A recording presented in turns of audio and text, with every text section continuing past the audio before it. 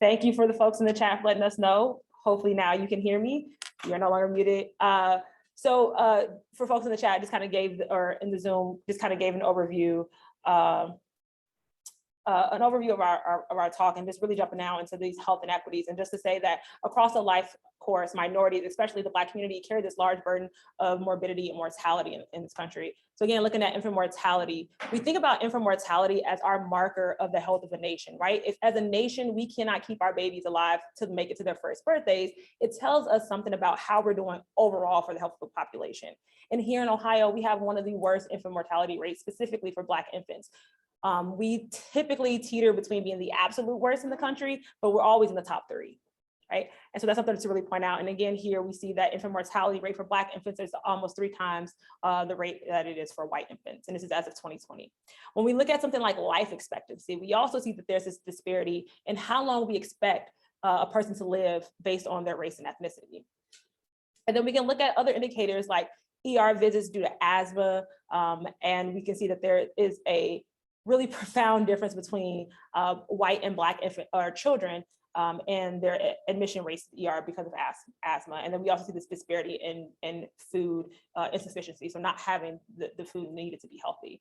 And what's important about all of these indicators is that research really shows us that why these disparities exist, it's not a genetic reason, right? There's nothing genetically different about Black and white populations that would say we should expect these disparities. And so we have to really take a look at kind of what's happening in the environment in which people are growing and living in that's causing some of these inequities. So as I mentioned, just remember that as we observe all these disparities, it is not genetic, but this means that these disparities are not inevitable. There is something that we can do about it. And so again, we have to just take a look at kind of what exposures our people are having. So wanted to define what do we mean when we say the term health equity, because we hear that term a lot. This is a definition by Robert Bush Johnson Foundation. It talks about that health equity means that everyone has this fair and just opportunity to be healthier. And it goes even further to say, in order to do that, it requires that we remove obstacles in health, such as poverty, discrimination, their consequences, including the powerlessness and lack of access to good jobs with fair pay, quality education and housing, safe environments, and healthcare. And the reason why I use this definition of health equity, because I think it really calls on us, the folks who are working towards health equity, to be the advocates for removing these barriers. So if we just think of ourselves as, we're going to provide care to our patients, that's not enough. Because in order to achieve health equity, we have to really look at what barriers are in place and then how do we remove them.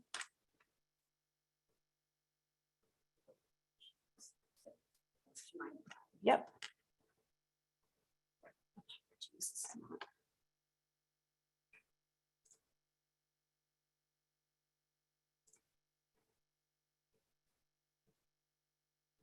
Okay, no problem.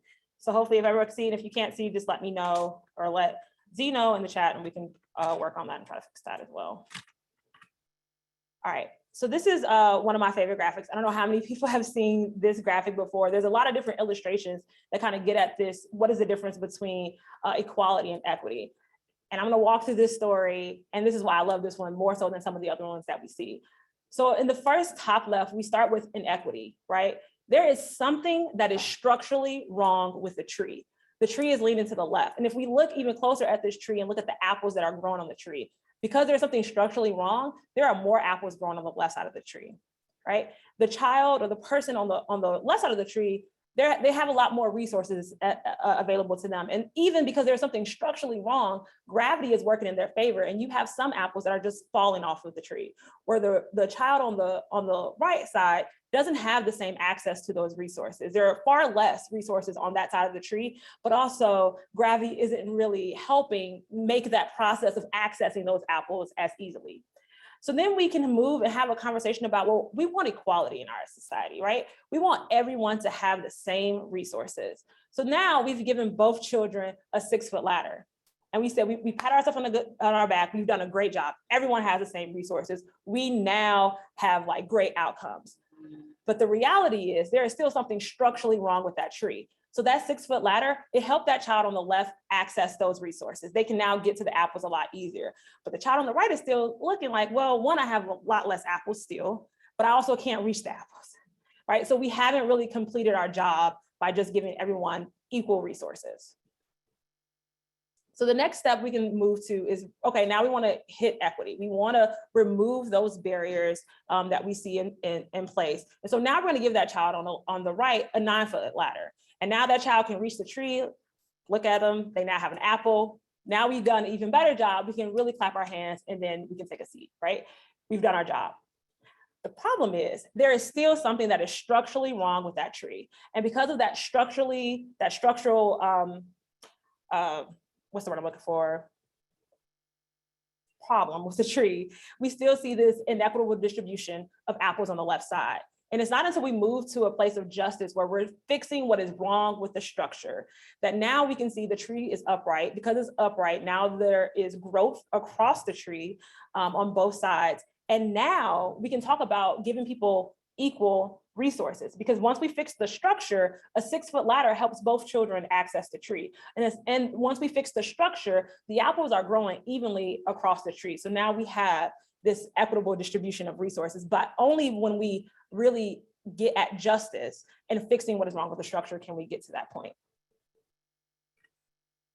And so when we think about like, what are those apples on that tree? What are they made up of? We can think of those as like the social determinants of health.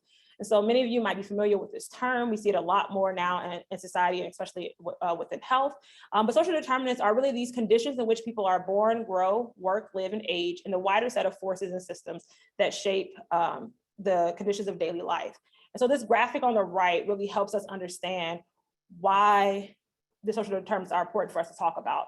And so when we look at the top of that box, so those green boxes, we start off with our health outcomes. So that's either the length of life, but also the quality of life, right? So morbidity and mortality. And when we think about, well, how do we get to our health outcomes? Then we start with those blue boxes, so those health factors. And oftentimes, especially in healthcare, and even in public health sometimes, we really focus on those first two blue boxes. So when we want to have a society that's healthier, we're asking, well, what health behaviors are they engaging in? Are they smoking? Are they being physically active? And then that's the extent of our conversation. And then we might say, well, what access to healthcare are they having? So that clinical care. And we even seen it a lot in COVID-19, right, during this pandemic. We've wanted to make sure people got tested. We wanted to make sure people had access to PPE. Were they wearing the PPE? Were they social distancing? And that was the end of a lot of the conversations we were having about how do we keep vulnerable communities safe during this pandemic? Because when we think of health and how to be healthy, those are the two things that we think of. And oftentimes we miss those bottom two boxes. So we miss thinking about the social and economic factors and the physical environment. So in the example of COVID, well, maybe we need to think about a person's employment, not only if they are employed, but what type of employment are they in? I've had the privilege during this pandemic, for the most part, of working remotely from home to keep myself safe. My mother is a retail worker. My mother had to go into work despite having health conditions that would make her more vulnerable to the pandemic and to COVID-19, but she had no options, right? Other than to go into work every day. So those are some things that we have to also consider, like, and what are the policies within those employment structures that put people more or less at risk? We also have to think about their physical environment. Do you live in a community that's really congested, that doesn't have, you don't have the ability to space? Is there ventilation where you live? All these things are things that impact health, but we oftentimes don't think about it because we're just so focused on those other two boxes. But what this research and this work says is that those two boxes only make up 50% of the pie of what gets us to healthy outcomes as a society. And so without thinking about those social determinants of health, we're always going to fall short. And so it's very important that we also and always think about social determinants of health in this conversation of health equity. And so the title of the talk, we talk about this inequitable distribution of social determinants of health.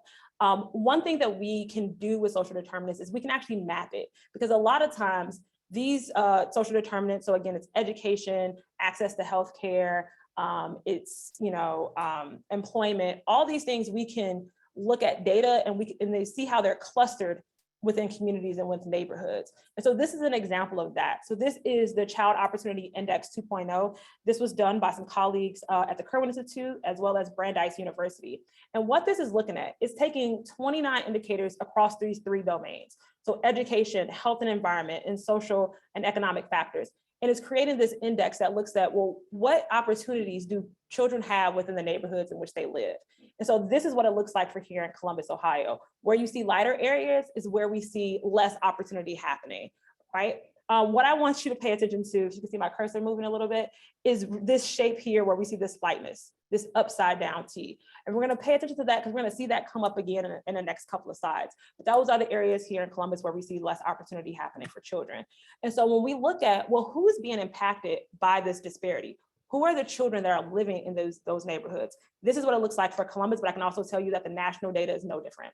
So here in Columbus, when we look at those living in the very low opportunity areas, we see that 49% of those children living in those areas, 49% of Black children are living in very low opportunity areas compared to 34% of Hispanic children and only 11% of white children in Columbus live in very low opportunity areas. When we look at the other end of the spectrum, so who has the privilege of living in these very high opportunity areas, we see 24% of white children live in these areas compared to 11% of Hispanic children, and only 4% of Black children have the privilege of living in these very high resource areas. And so when we think about health outcomes across the lifespan, we have to also imagine that our children aren't starting in the same place. They're not starting with the same access to the same resources. And so it's not shocking that we are then going to see these health disparities when the access to resources are so different across the board. And so here's another map looking at two other social determinant of health kind of indicators here in Franklin County. The first one on the left is looking at county poverty. And we see that the darker colors indicate higher levels of poverty. Again, wanting to point out that we see this same shape, this upside down T, showing up of where we see poverty rates highest here in Franklin County. And on the right, this is where we see Black incarceration rates. And again, that same upside down T shape.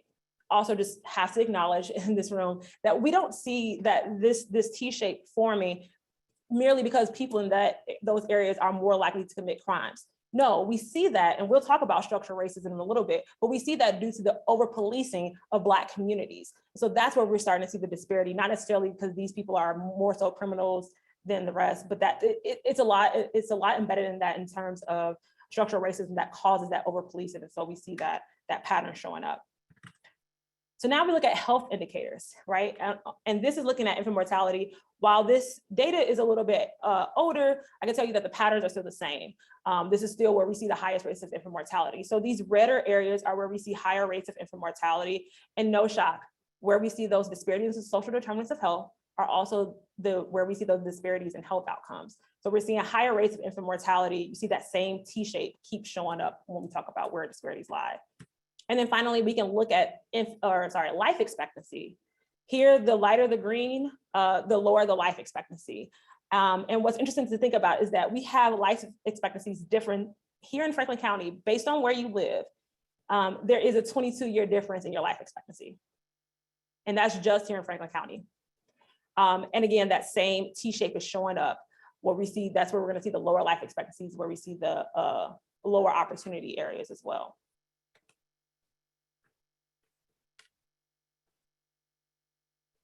Oh, it's a graphic.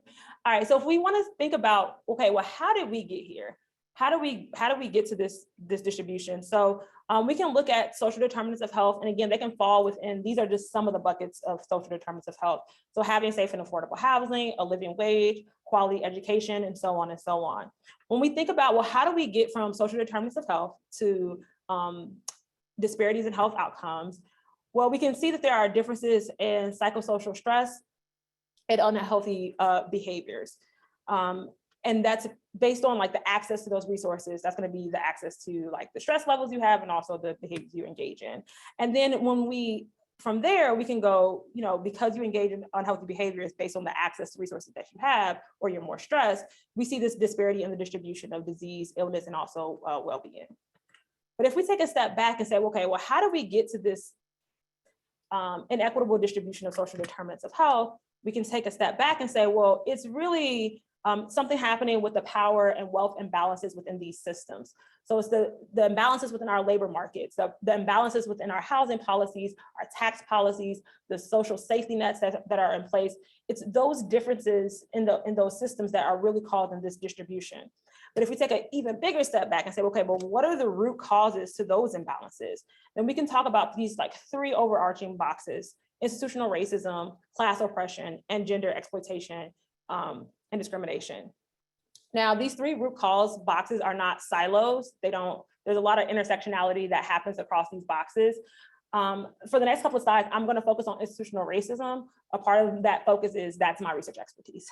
But we could talk about any of these three boxes and the ways in which they interact with each other and the ways in which they cause this distribution of social determinants of health that we see within our communities. All right, so if we're going to talk about institutional racism, I want to also ground us in a definition of what is racism.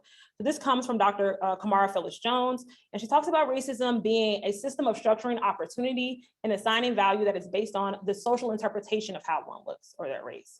And she talks about it really does these three things. And I think the first two is what we often hear. So we know that it unfairly disadvantages some individuals while unfairly advantaging others.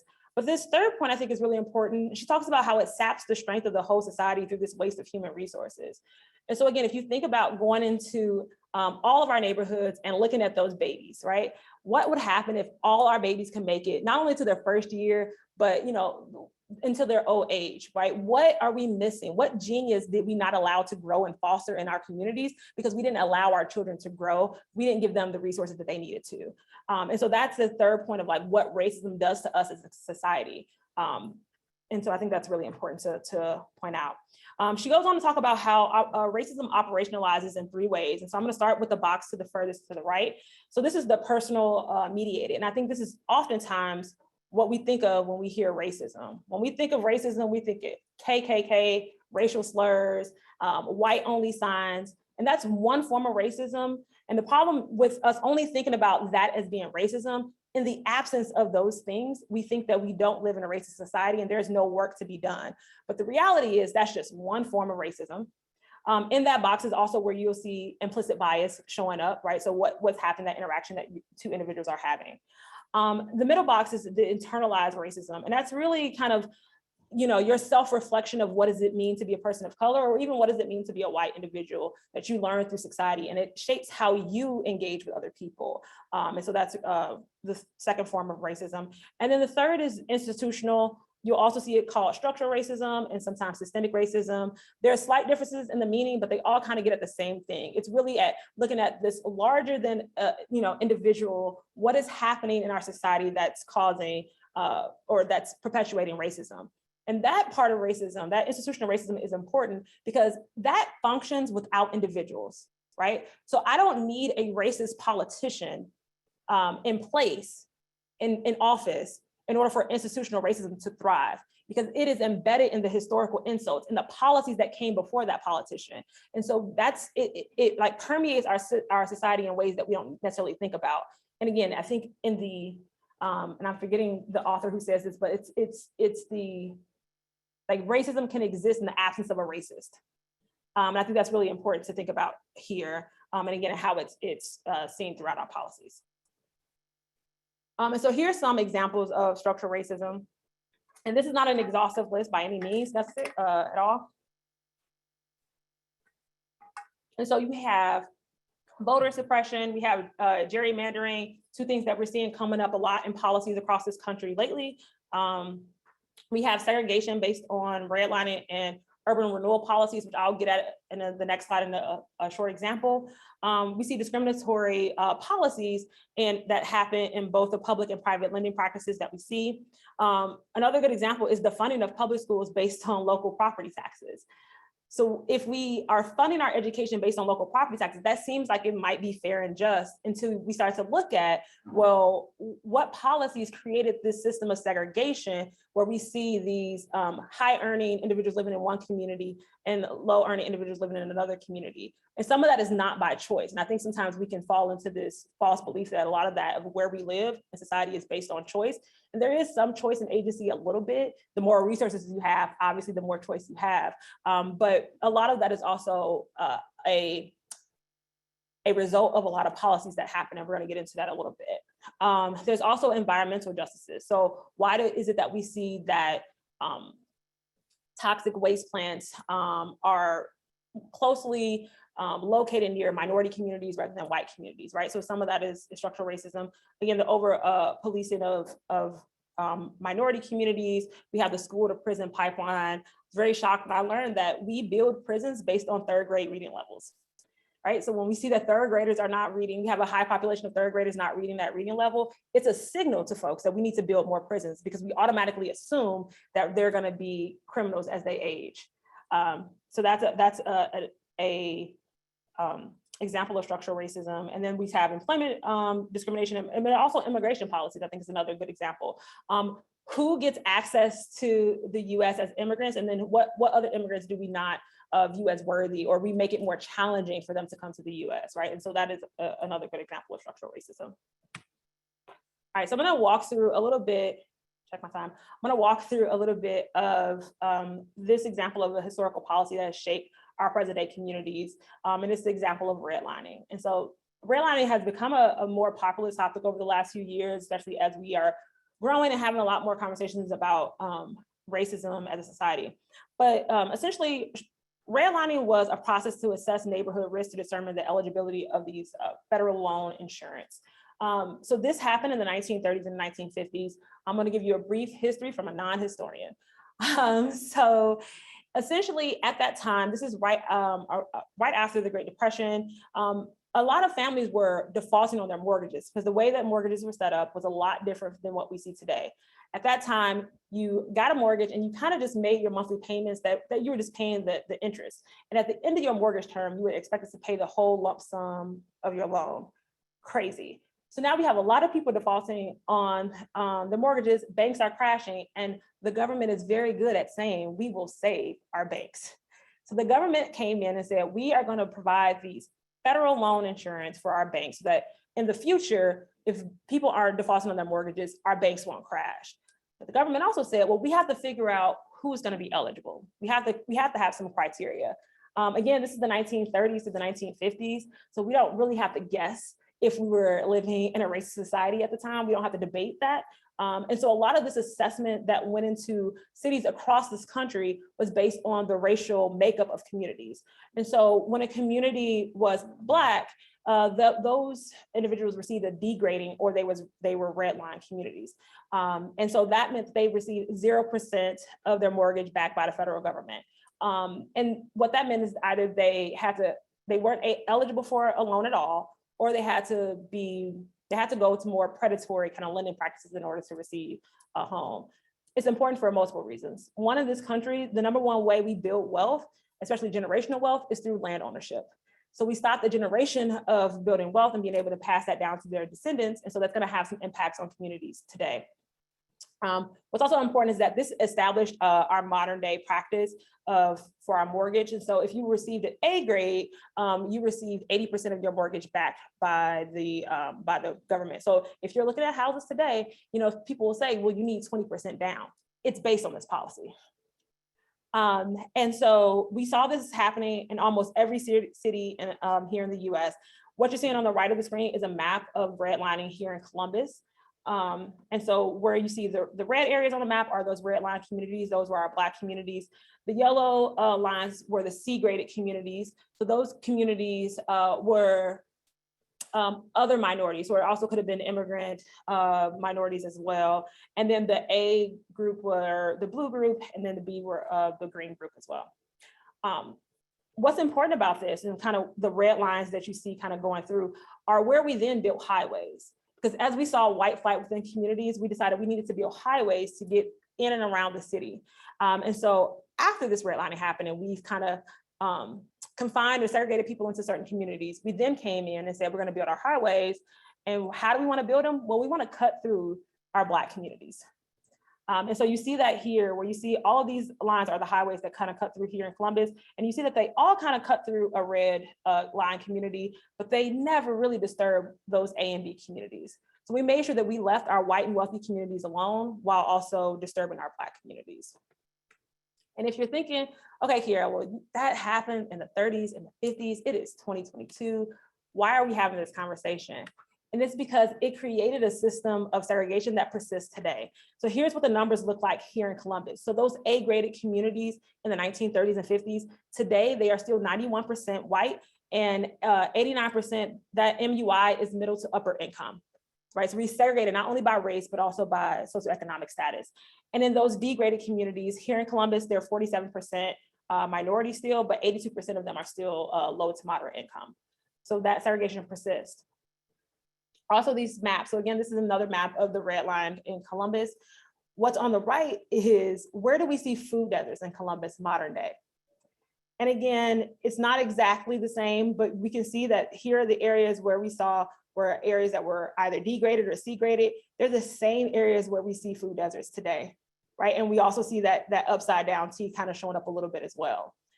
So it's really important when we think about the presence of the present day disparities and inequities that we see across communities. Is really rooted in a lot of these historical injustices that happen to communities as well. So it's really important that we acknowledge that and move forward, because again, if we don't acknowledge kind of what happened to our communities in the past, it makes it very difficult, if not almost impossible, to move forward, because we have to figure out what policies do we need to undo. So coming back to this conversation of social determinants of health, so now we understand that social determinants of health are scattered through our communities, and a part of that is through structural racism and these historical systems. Kind of what do we do in healthcare? How do we kind of address this? So there has been a call for healthcare organizations to really use the social determinants of health approach. So back in 2014, the Institute of Medicine recommended that at minimum 10 patient-reported social and behavioral domains in at least one community or neighborhood level domain be documented in electronic health records. Again, this recognition that in order for us to care for our patients thoroughly, we have to know kind of what's happening outside of our four walls of our hospital or health institution. And again, the American College of Physicians also recommended that we integrate this understanding of social determinants of health across all medical education levels as well. So to make sure that in the classroom, we're also teaching people about this topic, why it's important to think about, even as we practice, all types of medicine. So not even just physicians, but pharmacists as well. Like, why is this important for us to have this conversation? And then 19 states, and this is as of 2017, 19 states require that their Medicaid managed care plans screen for and provide referrals for social needs as well. And social needs is another term you'll hear. We use it at NCH, but it just describes social determinants of health. So at Nationwide Children's Hospital, we actually do screen for social determinants of health. So once a year, patients are screened across 4 domains. One of them is financial resource strain. It's really asking them if they've had troubles kind of paying their utilities within the last year. Housing stability, so do they have somewhere safe to sleep? Transportation is, do they have access to transportation to get them to their medical appointments or to other medical needs? And then food insecurity. We ask them if they have a need at all. And then there's a follow-up question that asks them, is this an urgent need? Like, do you need these resources today? And so based on how they answer the question, they will either be provided with a resource list if they have like a general need, but it's not urgent. If they have an urgent need, then we get them a consult with a social worker immediately to kind of help them access some of those resources and get connected immediately. And so we've done some research, or my colleagues have done some research on this data to look at kind of in our patient population, how often do we see this come up? And so they screened, in just 1 year, they screened 56,000 children and found that 12% reported having a general social need. So they answered yes to one of those 4 questions. And then 28% of that 12% reported that they had an urgent need. So they needed something, the families needed something today. So these are children, so it's the parents answering this question about the needs for their family. And then they also looked at, well, how is this correlated with the use of primary care at Nationwide Children's? And so we found that among those who reported, yes, they had one of those needs. We saw a 35.5% increase in the probability of using the ED within the next, I think it's the next 60 days. And then we also saw a 33% increase in the probability of having an inpatient visit as well in that same time period. And then among those who had a urgent need, so they needed something today, we saw a 20% increase in probability of using the ED and a 20% decrease in having a well child visit as well. So these needs are really correlated with not only your healthcare outcomes, but also your healthcare utilization as well. All right, so thinking about kind of where do we go from here, I have to put in this note or this disclaimer that this is a complex problem and there is no easy solution. And if I could say, hey, here are the 3 steps you walk out of here and do it, we're gonna solve the problem, you know, I would probably be a really rich and famous person. Not that I want to be rich off this, but I'm just acknowledging that it would be fantastic to have like this easy, here are the 3 things that you should do. But one of the things that I always say is I think we have to really start to think beyond the individual. And what I mean by that is that when we see someone who is, you know, maybe not adhering to their medications, they're not showing up to appointments, whatever the thing is, think beyond them as an individual and what they're experiencing, but think about the systems and the environments in which they are living in or trying to live in, and how that might impact the behavior that we're seeing or the outcome that we're seeing of that individual. So I think it's really important that we think about that and have that perspective. Also, we have to advocate for the need to get information for our patients. So wherever we can, we want to make sure that, you know, we can screen for social determinants of health or ask people what their needs are. Without talking to people, we're going to make a lot of assumptions. You have the wonderful Z here on staff who does a lot of work around implicit bias. And I think that, you know, implicit bias really just says when faced with incomplete information, we rely on our associative memory to quickly fill in the gaps.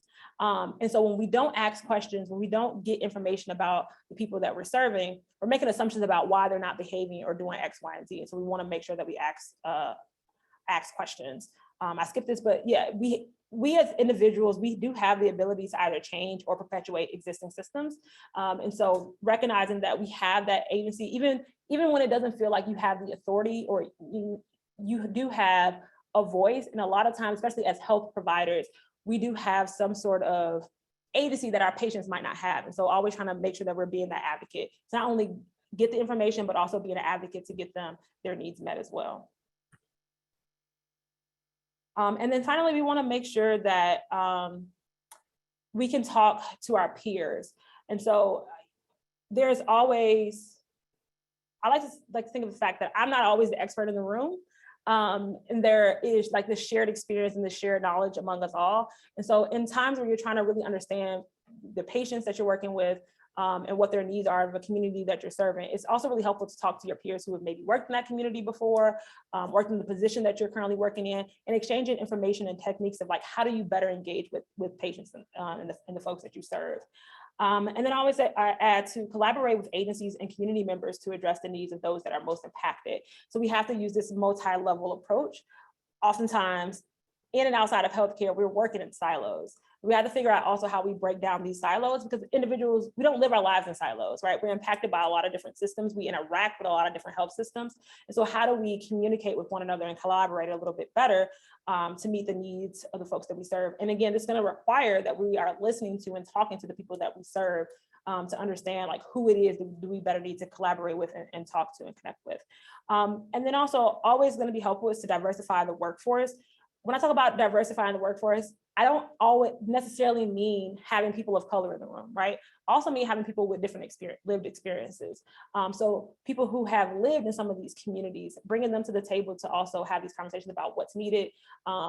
It's very helpful when patients are able to interact with people who look like them or have similar lived experiences as them. So we also want to make sure that we think about that, because that representation does matter a lot to individuals as well. I think that is all that I have, and I'm going to open up the floor to any questions or comments that folks might have. Thank you. Yeah. On one of your slides, you showed the urgent need and correlation between immediate, like upcoming emergency room visits. Yep. And that number went down compared to a general need. And I wonder if there's been any research done about the survival rate of somebody with an immediate need, and then like 60 days later, looking at the children's survival rate? Yeah. So not that I'm aware of. I know this is a study done by my colleagues, and I want to say this was one of the first that kind of looked at this, collecting the social needs at the hospital level and then looking at patient outcome data. This is one of the first. So we haven't seen that. In terms of why the numbers might have went down for urgent need versus general need, I mean, this is a speculation. I'm going to say this is speculation. One is that we have a smaller sample of individuals, right? And so I wish I had go back to the actual numbers, but the folks that had the urgent need are only 28% of the 12%. So the numbers are really small. And so that's going to play into the number of, how do I say it? It's going to play into the number of the outcome in the equation of the statistical model, right? So the number of occurrences of the outcome, so ED visits are going to be lower, is because the number of people who have experienced the I'm trying to how to say this in a non-stats way, but yeah, so it's going to be like the number. So like the number of the occurrence, so the Y and the occasion are going to be lower, the outcome, because the number of the exposure is lower, because it's just a shorter amount of people, or a smaller amount of people. But yeah, I do think this is probably going to need some more studies, but also this is only 1 year of data too as well, and so we might not have captured everyone who has an urgent social need. And at this time, this was during the initial rollout of NCH collecting or screening for that data. And so there's also the possibility that not every clinic was doing the screening. And so we might not have just captured the population that have that urgent need as well. This is pure speculation, but I also wonder if urgent social needs oftentimes are things like access to reliable transportation. Like, it doesn't say the child needed emergency department care.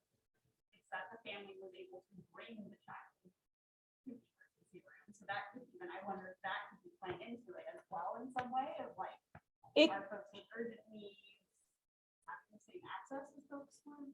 It could. So the urgent need is going to be across these 4 indicators, right? So it doesn't, so it's having an urgent need in one of these 4 categories.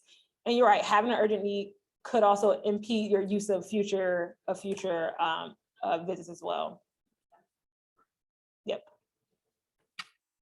The opportunity to learn today. question, or actually maybe a comment about that data. Interesting. You and your colleagues are looking at identified given the resources.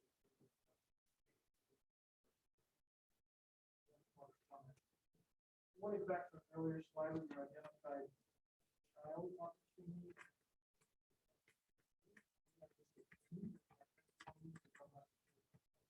Yeah, so what I want to say, there's a lot of opportunity indexes, even just here in Ohio, there are a lot. So this is just one example. This one is called child opportunity because a lot of the indicators are more child focused in ways that they can be, right? So some of the education might be, kind of remember, actually I have a slide of the indicators because I thought this question might come up. Sorry. Okay. So here's an example of some of the indicators that are embedded in that child opportunity index. And so you see that some of they're focused on like having access to early child education. There is some like secondary education and stuff like that. But because of the really is driven by this domain that we talk about as being the child opportunity index.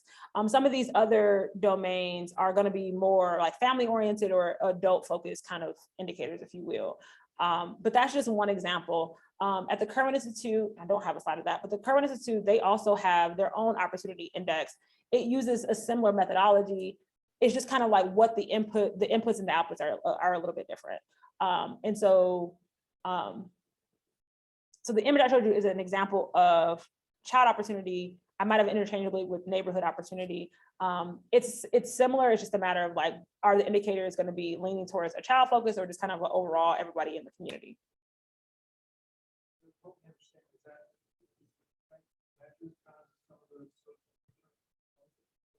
It is. So it's looking at all of these indicators. So like you have access to healthy food, access to green spaces. So all of these things are social determinants of health. I don't know if the people who created this think of it as social determinants of health, but they are, right? So it is, but it's measuring access to resources within communities. Yep. So I think there's a little bit so when you talk about, you know,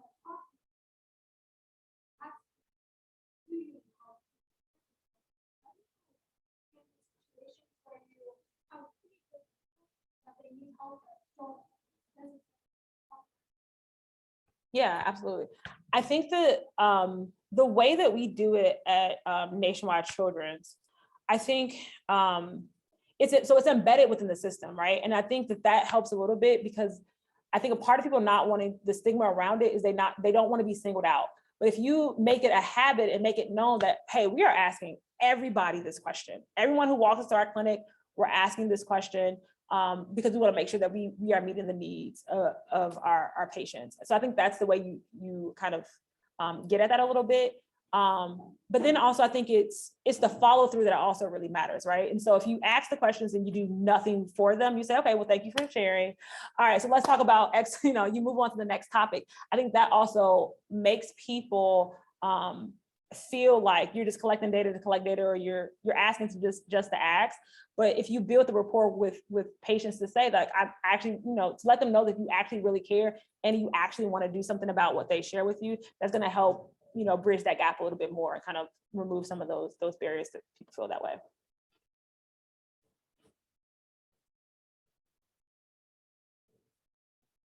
Follow up with somebody whose kid is a patient there. I've been through those questions, and the way that they ask them are generally not as pointed as like, do you need something? It's like, where have you lived in the past year? Have you had trouble paying your rent?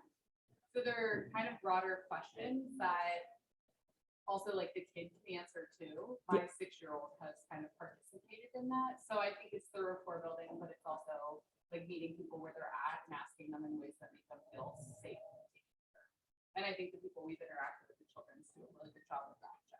Yeah, absolutely. I think it's very similar. I know anecdotally, like when I go to the doctor, within the last few years, there's also been this added question of, do you feel safe at home, right? Is there any reason why you don't feel safe at home? And that is also like a stigma kind of question that people don't want to talk about domestic violence. And so I think it's like how you ask the question and also the follow-up of when people respond to you. It's going to help build that rapport.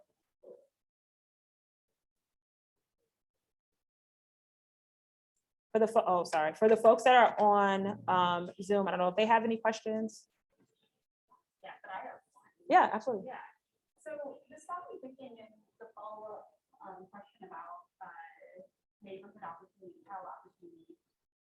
Are you aware of any research that uses distance to a pharmacy to kind of contribute to some of those maps? Because the pharmacy, especially when I think through like my understanding correctly, is that more and more pharmacies are in big retail grocery stores and not so much like the mom and pop shops.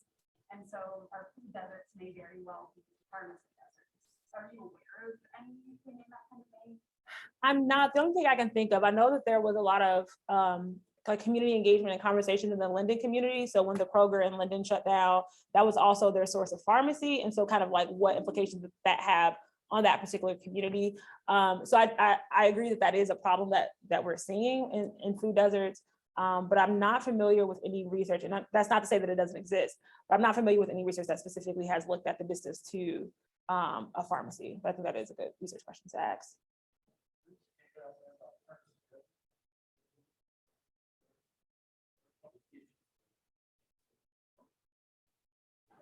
Dr. Murphy put together a map of Ohio that showed during COVID vaccines, like where folks were most likely to access a vaccination point, and specifically looking at Black communities and lower numbers of vaccine people receiving vaccines. He was looking at that, and it was very interesting. So I think that there has been some work done on it. I just don't know.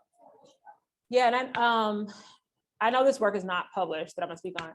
During the COVID-19 pandemic, I had the pleasure of working with colleagues here at OSU. I was still at OSU at the time, actually, but here at OSU and also the Ohio Health Department of Health on doing some of that work. Not necessarily it was with vaccines, but also with testing. So a lot of it was in the beginning of the pandemic with doing testing of where are testing sites. And so using similar methodology of identifying communities that we know have low number of access to vehicles within the household. There are no close pharmacies or health facilities in place, and really helping local community health departments navigate and figure out where do we want to put up a pop-up based on access to resources in places. So there are some work doing that in the non-academic, but in the the more practice space of like figuring out where do we need to put up pop-ups. And I know they did a similar thing with vaccines as well, trying to identify where to put those pop-ups. There's a question from the online. If money were not an issue, what are some key structural changes that you think could be made to have the most impact to help communities that have low opportunity? If money was not,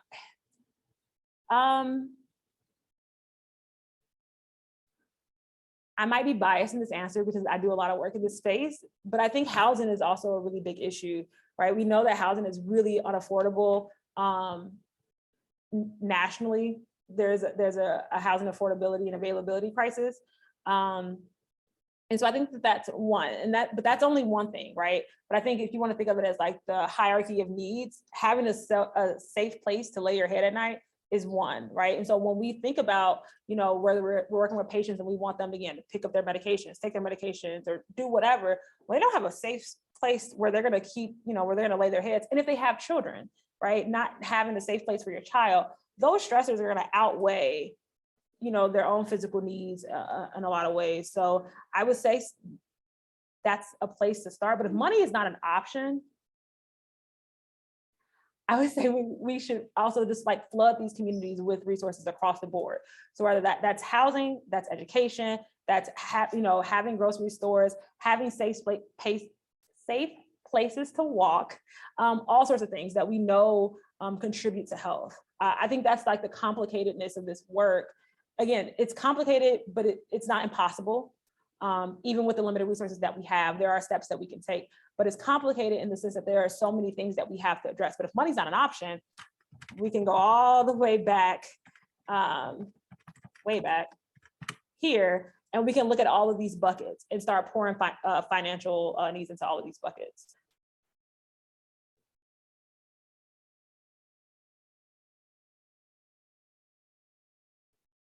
Any other questions? I'm going to hear some of your thoughts. Are you seeing interest in research in how the effects of COVID in particular, in terms of it becoming much more common that folks can get things delivered or picked up at a location? Like some of that has gone away, but I feel like a lot of it has stayed, where even, like Target, you can just drive up, or Kroger, you can drive up and get your groceries. Do you know of any sort of like evolving conversation around, is that possibly mitigating some of the social determinants of health that are pretty like geography based, or is it still? I have not seen it. My initial thought would be it wouldn't help because it's only going to help those who have a vehicle, right? Who can get to that location, especially because of the drive-up services. You got to have a car to drive up. I mean, we saw that even with some of the COVID testing sites in the beginning, there were drive-up sites. So what do you do if you don't have a car and you're required to be in a car in order to receive a test? And so I think that, well, I think it can help in certain ways. Like if you're limited by time, like so your time, your ability to shop or things like that is what's hindering you from being healthy, then yes, that might save you some time on one end, but you also have to have the access to get to those services.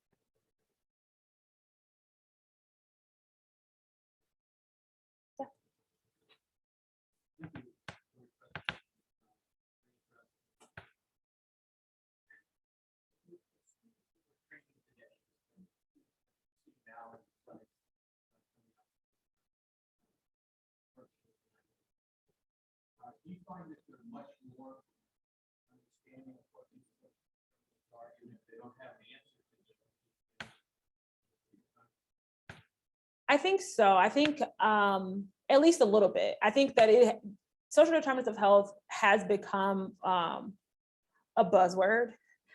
Even after the pandemic, I think we're having a lot of conversation about the needs that people have, especially as we've seen a larger part of the population lose access to jobs, which has trickled down to losing access to all these other things. So I think it is becoming a lot of conversations in and out of the classroom.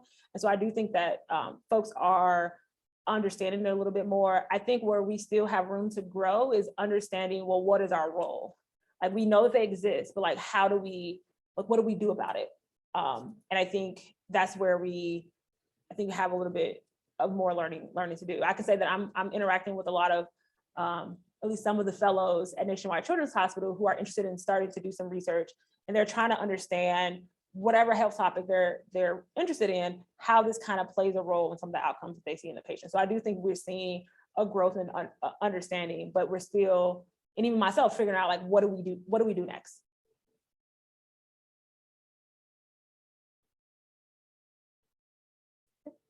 My understanding is that pharmacists are some of the most trusted providers for a lot of patients seeking healthcare.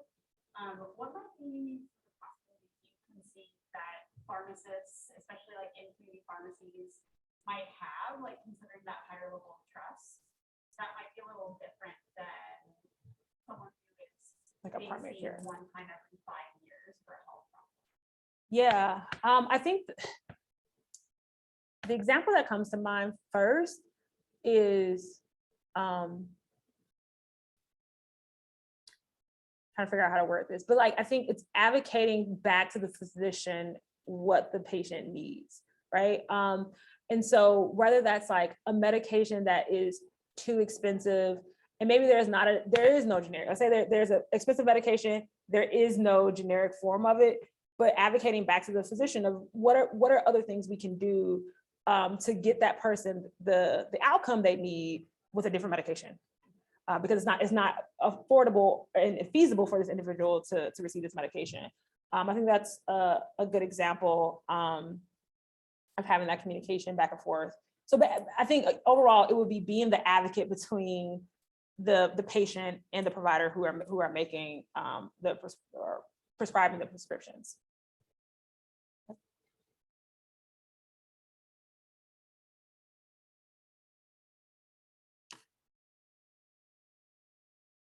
All right, we don't have any questions. Thank you all. I really appreciate it coming.